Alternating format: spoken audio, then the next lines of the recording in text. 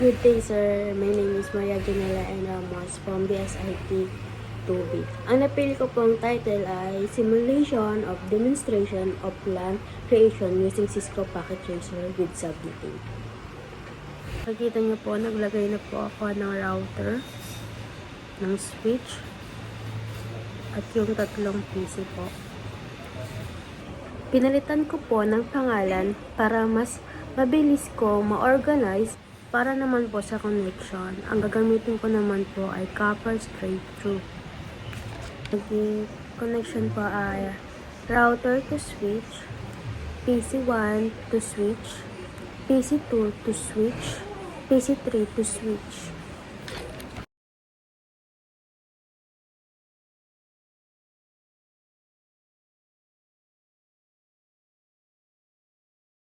Pagkatapos, punta naman tayo sa router. Pindutin yung SLI para mapunta tayo sa command.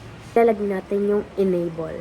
Pagkatapos ng enable, isusunod naman natin ang configure terminal. Pagkatapos natin ilagay yung config terminal, isusunod naman natin yung gigabit internet 0-0. Pagkatapos natin ilagay yung gigabit internet 0-0, ilalagay naman natin yung IP address. At ang IP address ay 192.169.10.1, 255.255.255.249. Tapos ng IP address, ilalagay naman natin ang no shutdown. At pag nagawa natin lahat yon, gawin na po natin yung end.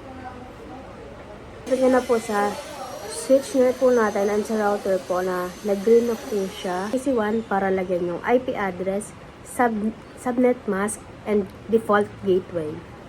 Para sa IP address ay 192.168.10.2.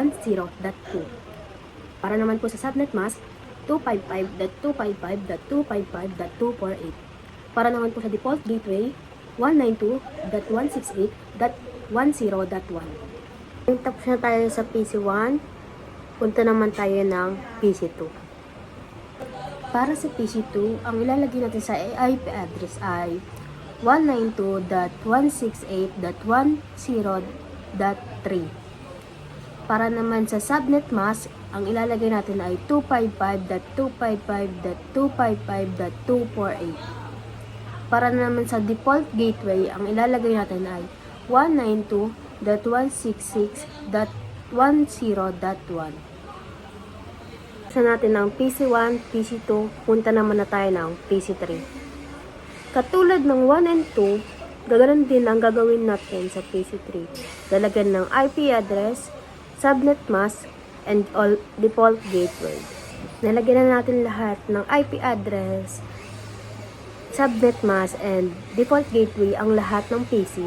Ngayon, pupunta na naman na tayo para i-check kung gumagana ba ito. Paano natin siya makikita or malalaman na gumagana ito? Pindutin natin ang PC1, punta tayo ng command prompt, at subukan natin kung gagana yung ping.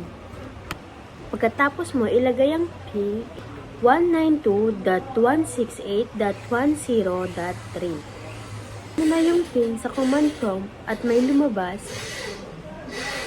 ito ang patunay na gumagana na.